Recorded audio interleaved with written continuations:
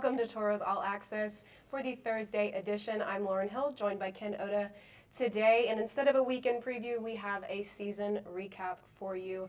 The 2024-2025 Minotauros season. So let's kick it off with a look at our final skater statistics for the season. So starting off very strong, we have Ian Spencer, who tied Hunter Longy's record for 71 total points in one season scored by a single Toro player, with a total of 25 goals and 46 assists throughout the regular season. Ian Spencer ended his Toro career with a total of 103 points. Yeah, it was great to see Spence put up the big numbers, not just for him, but also, a big-time contributor to the team last year as well, where he had 20 points. So a really good second full season for Spence, and really just such a great kid, an emotional leader for the team. I think that really showed up in Game 5 when the Toros were without Ian. The team struggled to get going and unfortunately lost that game. Yeah. Kicking off number 2 slot with Jacko Hannison with a total of 65 total points and became the Toros all-time point leader on February 7th as he reached a total of 119 points. Hannison finished his Toro career with 149 total points. Yeah, it's going to be weird not having Hannison on the team with Jack being here for 3 years, his brother Nick for 2 of those years as well. So next year will be Hannison free for the first time in seemingly forever. But another great kid that loved seeing what he did, rewrote our record book, and really a testament to a kid who came in, wasn't in the lineup every night his first year. A lot of guys request trades, look to get out of a situation, try and get more playing time. Instead, he just put his head down, worked hard, and earned that playing time. And when he left, he was 93rd all-time out of over 11,000 players to ever play in our league. And, tops all-time for Toros, obviously. And just, a great career for him. Yeah. And number 3 is Jesse Uhala with a total of 66 points for the Toros with 21 goals and 45 assists this year.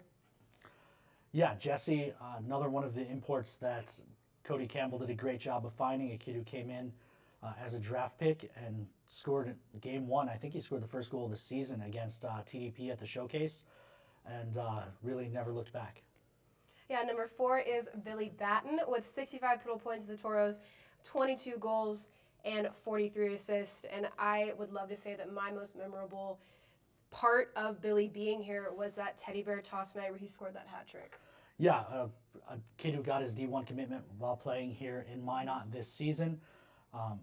Another great player. He was really probably the underrated part of that O'Hannison-Uhala-Batten line, right? Yeah. Most of the year, everyone was talking about how well O'Hannison played. Jesse Uhala got out of the gate so hot, but it was really Billy who made that line go. We saw that when he got hurt late in the year, and that line kind of dipped in production a little bit while he was out of the lineup, and then he comes back and they pick it right back up in the playoffs. Yeah. And to round out our top 5, we have Gavin Middendorf, who did tie John Small at 56 total points, but we will have John in the honorable mention section. Gavin putting up a whopping 36 points for the Toros, and just a reminder that he got here on New Year's Day, so December 31st. Yeah, huge addition by Cody Campbell over the Christmas break for Gavin to come and join the team. Almost a goal per game the second half of the season. The Toros don't go on that 13-game win streak without him. Yeah, and then we have a honorable mention section. Obviously, so many Toros players did amazing things this season, so we have to pay homage to John Small. He played 2 full seasons with the Toros, summing up 93 points over 2 years with 23 goals and 33 assists just this past season. Yeah, Smallsy, another strong effort for the Toros. A consistent player. You can trust him all over the ice, 200-foot game. And really, because of those guys we just talked about, really got overlooked. But, you put up his 93 career points, that's still one of the top Toros ever. So John Small had a great Toro career. He just maybe got overlooked because of some of the other names in the lineup. And our last honorable mention could be considered Mr. Minot at this point. Adam Mahler became the all-time point leader for a Toros defenseman, surpassing 67 points. He also had the most points in a single season for a Toros defenseman, with a total of 91 points across his 3 years in Minot. Yeah, I mean, what more can you say about Adam Mahler's Toro career? I've said it about a few guys, but I don't know that anyone loved being a Toro as much as Adam Mahler did. It was hard after Game 5 in Austin, watching him kneeling on the ice, just pretty much refusing to leave, knowing that as soon as he went back to that locker room, he was going to take his Toro jersey off for the last time.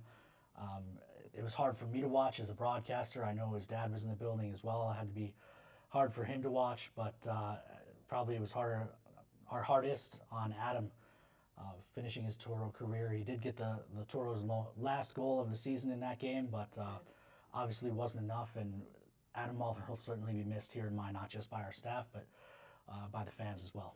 Yeah, very full circle for Mr. Mahler there. But moving on, we want to talk about a potential returning players that did not age out. So yeah, can't touch on all of them, but you know, a guy I looked to right away, Chuck Owens, 20 points this season. I mentioned it when we were talking about Ian Spencer. He had 20 points in his 19-year-old season. Came back and, as we said, had 71 this year. So look for Chuck Owens to maybe be a guy who we can count on to take a big step next year.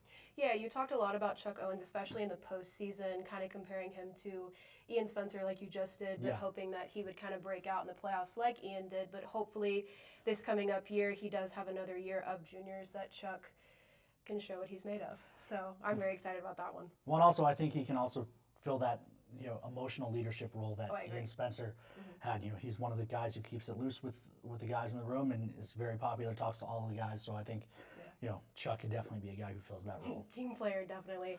Another one to mention is the Ty James. He put up 17 points this season with a total of 3 goals and 14 assists. He is always on the ice. Talk about a team player. Talk about somebody that has a great personality. This guy is always making people laugh and smile, no matter if he's from Iowa or not. If you watch our TikToks, you will understand that one.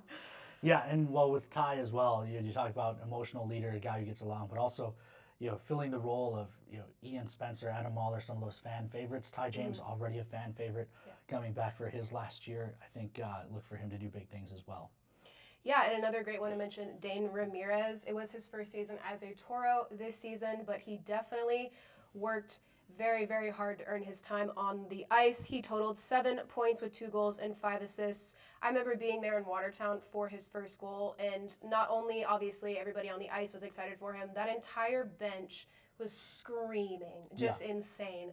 Like, Dane has earned every bit of playing time that he has played, and yeah, I think he'd be a great addition to the team next year. Yeah, came in and he embraced that fourth line role. A physical player, really played well down the stretch for the Toros, was physical but smart about it, wasn't taking dumb penalties. Really strong end of the year for Dan. And another guy to look at, Jack Edwards, 12 points, 2 goals, 10 helpers. Another guy who was on that fourth line, will have a bigger role next year. Hopefully production follows. Yeah, and then last one to mention is Jax Warren. He may be newer to your ears as he did come to the Toros later in the season, very later in the season, but he did have 1 point with 1 assist on the season, and hopefully he can come back and make a bigger impact next season. Yeah, I thought he looked good. He obviously brings a lot of size to that back end for the Toros, and in limited action, he certainly looked like he belonged.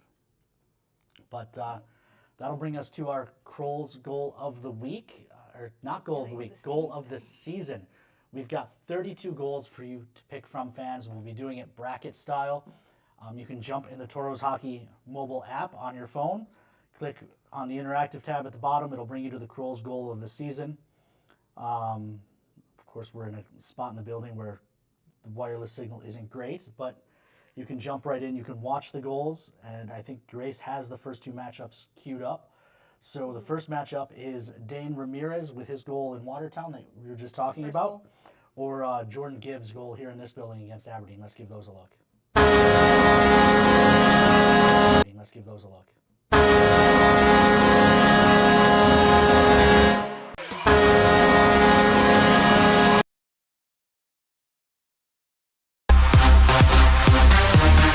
Toward the right, Gudridge got his pads on it, comes into the slot, shot, score! Dane Ramirez gives the Toros a 4-3 lead. Way to have an impact, Dane Ramirez. His first goal of the season comes in a huge moment.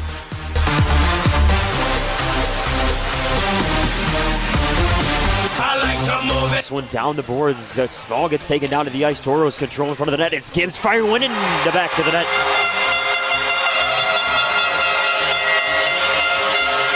Jordan gives. There were a ton of bodies in the blue paint. That's not reviewable, though.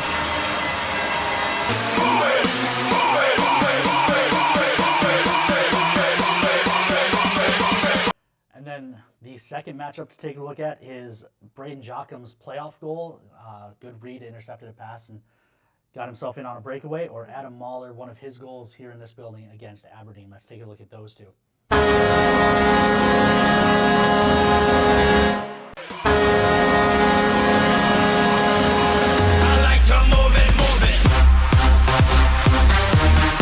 And plays it ahead. Good read by Jockham's. Jockham's in behind the defense. In a low shot, it's in! Braden Jockham's gives the Toros a 1-0 lead here in period number 2. What a read, what a finish by Jockham's. And the Toros are on top.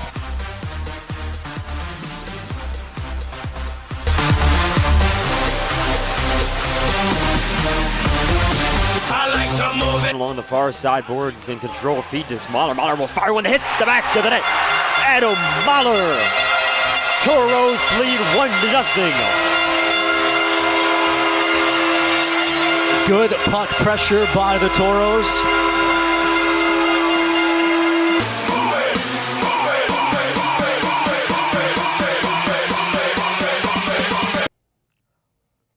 All right, so again, go ahead, jump in the Tauros Hockey mobile app. You can watch the goals again in the app before you vote. One person who votes for the winning goal in each matchup will get a free milkshake from our friends at Kroll's. Exciting. But yeah, before we go, also we should remind you the summer series on Dash has gone live. The first week is up. I believe John Small jersey is in there. It's Maybe a stick. signed, yeah, it's a signed John Small stick. There's an away Noah Gibbs jersey in there that's signed. There's a team signed gold jersey, alternative jersey, which is very cool. There's a lot of things in there. Yeah, some pucks and stuff as well. Every week there will be new things, which means you need to get in and bid this week if you want those prizes, because they'll be gone here at the end of the week. Yep. And then last thing before we go, this is your last episode of Tauros All Access. You've been here all season. We are sad to see you go, but excited for you to move on to the Savannah Ghost Pirates, right? Yes, sir. So thank you for everything you've done for us. Thank you for hosting. And anything you want to say to Toro fans before you hit the road tomorrow? Oh, Toro fans. My time up here has been fantastic. I can say that literally every expectation that I had was fulfilled, if not more. Y'all are amazing, from every bell, whistle, and noise-making machine that you bring in here to the people that wear the lights on their head that are little goal cues. I love all of it. Everyone has met me with kindness, and just, it's been amazing. And I can't say enough good things about Minot in general and the Toros. So thank you to the Minot community. I appreciate it very much, and I hope to come back and visit you at some point. Well, thank you, Lauren. That should do it for Tauros All Access. Hit that QR code on the bottom to stay up to date with Tauros stuff. We'll be back next Thursday. Well, I won't be, you won't be. Kobe will be here next Thursday. We're sticking him with hosting duties. He'll have the next 2 matchups in the Kroll's Goal of the Week and some more for you next week, Thursday. We'll be doing an episode every Thursday all summer long here on Tauros All Access.